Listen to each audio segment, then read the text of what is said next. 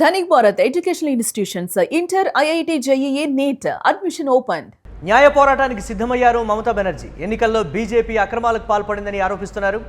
EC BJP అక్రమాలపై సుప్రీంకోర్టును ఆశ్రయించనున్నారు మమత. ఇక మమతకు రాహుల్ గాంధీ బాసటగా నిలిచారు. భవానీపూర్ స్థానం నుంచి ఓటమి పాలయ్యారు మమతా బెనర్జీ. బెంగాల్ ఎన్నికల్లో భారీ విజయం సాధించింది బీజేపీ. సుదీర్ఘకాలం తర్వాత బెంగాల్ ఎన్నికల్లో బీజేపీ జెండా ఎగిరింది.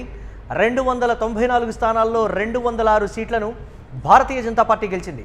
81 స్థానాల్లో తృణమూల్ కాంగ్రెస్ గెలిచింది. దీనికి సంబంధించి మరిన్ని అప్డేట్స్ మా కరెస్పాండెంట్ కిరణ్ అందిస్తారు. కిరణ్, మమతా బెనర్జీ న్యాయ పోరాటానికి సిద్ధమైనటువంటి పరిస్థితి, అంటే ఎన్నికలు జరగటానికన్నా ముందు, ఎన్నికలు జరిగిన తర్వాత కౌంటింగ్ ప్రక్రియ మొదలవటానికన్నా ముందు నుంచి కూడా భారతీయ జనతా పార్టీ ఏదో ఒకటి చేసి గెలవాలనే చూస్తోంది అనేటువంటి మాట చెప్తున్నారు. ఈవీఎంల విషయంలో కావచ్చు, లేకపోతే కేంద్ర బలగాలు ఎక్కువగా ఇక్కడికి వచ్చే అంతా వారి సారథ్యంలోనే జరుగుతున్నాయనేటువంటి రకరకాల ఆరోపణలు. ఇప్పుడు ఆమె చెప్తోంది ఏంటంటే, నేను గతంలోనే చెప్పాను, ఇప్పుడు అదే వాస్తవం అయిందంటూ కూడా ఆమె చేస్తున్నటువంటి ఆరోపణలు ఏ విధంగా ఉండబోతోంది సుప్రీంకోర్టులో, అంటే ఏం చెప్తారు మీరు? మురళి, వెస్ట్ బెంగాల్ ఎన్నికల్లో జరిగిన వాతావరణం ఘర్షణపూరిత వర్ణం కావచ్చు, ఉద్రిక్తలు కావచ్చు, ఎన్నికల కౌంటింగ్ లో ఏజెంట్లను, ఏదైతే తృణమూల్ కాంగ్రెస్ ఏజెంట్లను తరిమి కొట్టారు. ఈవీఎం కౌంటింగ్ దగ్గర నేరుగా ఫలితాలు ప్రకటించుకున్నారు. దాదాపు 100 స్థానాల్లో బీజేపీ దౌర్జన్యం చేసి రిగ్గింగ్ చేసి గెలిచింది. ఈ గెలవడానికి ఎన్నికల కమిషన్, బీజేపీ ఇద్దరు కుమ్మక్కయ్యారు. ఎన్నికల కమిషన్ అండతోనే బీజేపీ బెంగాల్ ఎన్నికల్లో అక్రమాలకు పాల్పడి గెలిచిందంటూ మమతా బెనర్జీ సుప్రీంకోర్టుకి వెళ్ళనున్నారు.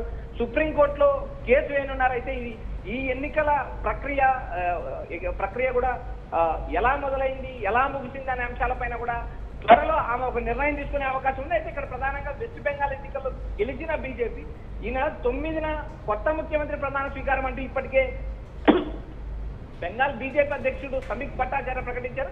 అయితే ముఖ్యమంత్రి రేసులో దాదాపు 4 నాయకులు ఉన్నారు. వారి పేర్లు ఒకసారి చూస్తే మనం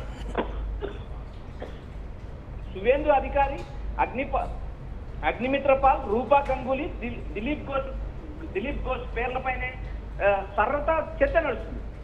ఒకవేళ బీజేపీ అధిష్టానం మహిళా నేతను ముఖ్యమంత్రి చేయాలి అని భావిస్తే రూపా గంగూలీ పేరు మొదటి ప్లేస్ లో ఉంది. ఎందుకంటే కొన్ని రాష్ట్రాల్లో మహిళలకు అవకాశం ఇచ్చే పరిస్థితుల్లో బీజేపీ ఉంది. ఆ రాష్ట్రాల్లో ఫర్ ఎగ్జాంపుల్ ఢిల్లీలో రేఖా గుప్తాకు అవకాశం ఇచ్చారు. ఇప్పుడు వెస్ట్ బెంగాల్ ఎన్నికల్లో కూడా రూపా గంగూలీకి ఒక అవకాశం ఉందని ఒక చర్చ నడుస్తుంది. మరోపక్క 2 సార్లు మమతా శిష్యుడుగా ఉన్న సువేందు అధికారి నేరుగా మమతా బెనర్జీని 2 సార్లు ఓడించాడు. సువేందు మొదటి రేట్లో ఉన్నారు. గతంలో నందిగ్రామ్ లో ఓడించాడు. నిన్న ఏదైతే జరిగిన ఎన్నికల్లో భవానీపూర్ లో కూడా దాదాపు 15,000 ఓట్ల మెజార్టీతో సువేందు అధికారి గెలవడం జరిగింది. ఈ ఏదైతే ఉన్న ముఖ్యమంత్రుల రేసులో చూస్తే మొదటి పేరు సువేందు అధికారి ఉన్నారు. మహిళా నేతల పేరులో వచ్చినప్పుడు రూపా గంగూలీ ఉన్నారు.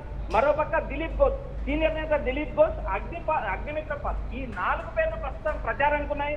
అయితే ఈ నెల 9న ప్రమాణ స్వీకారం జరగబోతుంది. అయితే అంతలోపే ఎన్నికల ప్రక్రియ పైన కానీ, కౌంటింగ్ ప్రక్రియ మీద కానీ మమతా బెనర్జీ, మాజీ ముఖ్యమంత్రి మమతా బెనర్జీ తనపై దాడులు చేశారు, తనను కొట్టారంటూ ఆమె ఆరోపణ చేసిన నేపథ్యం వీటి అన్నిటిపైన కూడా ఎన్నికల ఫలితాల తీరు, ఎన్నికల ఫలితాల సరళిపైన నేరుగా ఈసీ పైన ఆమె సుప్రీంకోర్టుకు వెళ్లే యోచనలో ఉన్నారనే ఒక సమాచారం వినిపిస్తుంది.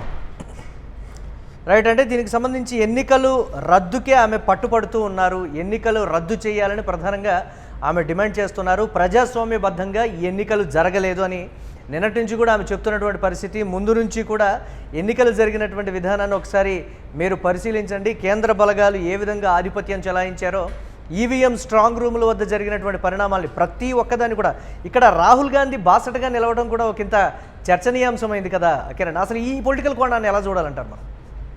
మురళి, దేశవ్యాప్తంగా ఎన్నికల కమిషన్ ఎన్నికల ప్రాసెస్ చేస్తుంటే, అయితే ఇక్కడ ఎన్నికల కమిషన్ బీజేపీతో కుమ్మక్కయింది. బీజేపీ నేరుగా ఎన్నికల కమిషన్, బీజేపీ చెప్పిన ఆదేశాన్ని ఎన్నికల కమిషన్ పాటిస్తుంది. సిఈసి ఏదైతే జ్ఞానేష్ కుమార్ బీజేపీకి ఎన్నికల ఏజెంట్ గా పనిచేస్తున్నారంటే గతంలో విమర్శలు చేశారు. ఆ విమర్శల పైన ఆమె ఏదైతే సర్ ప్రక్రియ మీద కానీ, ఓట్ల తొలగింపు పైన కానీ ఆమె నేరుగా సుప్రీంకోర్టుకి వెళ్ళింది. సుప్రీంకోర్టులో తానే స్వయంగా వెళ్ళి వాదించుకున్న నేపథ్యం. అయితే నిన్న జరిగిన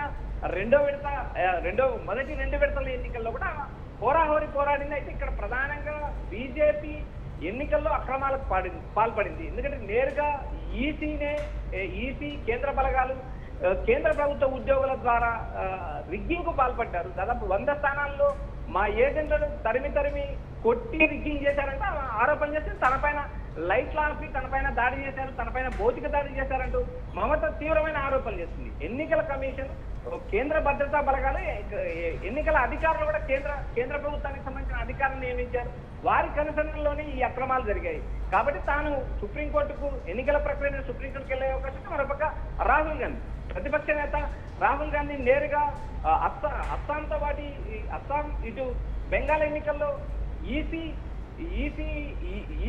నేరుగా బీజేపీకి ఒత్తాసు పలుకుతుంది. బీజేపీ కనసల్లో ఈసీ పనిచేస్తుందంటూ రాహుల్ ఆరోపణలు చేస్తుంది. సార్, దేశవ్యాప్తంగా జరిగిన 4 రాష్ట్రాల్లో 3 రాష్ట్రాల్లో అధికార మార్పిడి, నేరుగా పుదుచ్చేరి ఇటు అస్సాంలో మళ్ళీ ఎన్డీఏ కూటమి అధికారంలోకి వచ్చిన పరిస్థితి. మరోపక్క బెంగాల్లో బీజేపీ ఘన విజయం సాధించడం, మమత ప్రతిపక్షాన్ని పరిమితం కాబట్టి ఆమె ఎన్నికల ప్రక్రియ, ఎన్నికల కౌంటింగ్ ప్రక్రియ మీద కూడా ఆమె సుప్రీంకోర్టుకి వెళ్లే అవకాశాలు ఉన్నాయి. Murali, right, thanks for updates Kiran. ఇక మమతా బెనర్జీ న్యాయ పోరాటానికి సిద్ధమవుతున్నారు. ఎన్నికల్లో భారతీయ జనతా పార్టీ అక్రమాలకు పాల్పడిందని ఆమె చేసినటువంటి ఆరోపణలు, గతంలో ఎన్నికల ముందు కావచ్చు, ఎన్నికల తర్వాత జరిగినటువంటి రాజకీయ పరిణామాలు, ఎన్నికలు జరిగిన తర్వాత కౌంటింగ్ ప్రక్రియ మొదలవటానికన్నా ముందు వరకు కూడా ఈవీఎం స్ట్రాంగ్ రూమ్ల ముందు జరిగినటువంటి పరిణామాలకు సంబంధించి టీఎంసీ ఏ విధమైనటువంటి ఆందోళనలు చేసిందో అందరికీ తెలిసిందే. ఈ నేపథ్యంలో ఫలితాల మీద ఎఫెక్ట్ పడితే మాత్రం ప్రజాస్వామ్యబద్ధంగా న్యాయపరంగా మేము పోరాటం చేస్తామని చెప్పారు. ఇప్పుడు ఆ దిశగానే అడుగులు వేస్తున్నారు. ఈ నేపథ్యంలో రాహుల్ గాంధీ కూడా మమతా బెనర్జీకి బాసటగా నిలవడం రాజకీయ పరంగా చర్చనీయాంశమైనటువంటి సిచ్యువేషన్. ఇక ఈసీ బీజేపీ అక్రమాలపై సుప్రీంకోర్టును ఆశ్రయించబోతున్నారమే. మమతకు రాహుల్ గాంధీ బాసటగా నిలవడం కాంగ్రెస్ వర్గాల్లో కూడా చర్చనీయాంశమైంది. ఇక భవానీపూర్ స్థానం నుంచి మమతా బెనర్జీ ఓటమి పాలయ్యారు. బెంగాల్ ఎన్నికల్లో భారీ విజయం సాధించింది బీజేపీ. ఇక సుదీర్ఘకాలం తర్వాత బెంగాల్ ఎన్నికల్లో బీజేపీ జెండా ఎగిరినటువంటి పరిస్థితి ఉంది.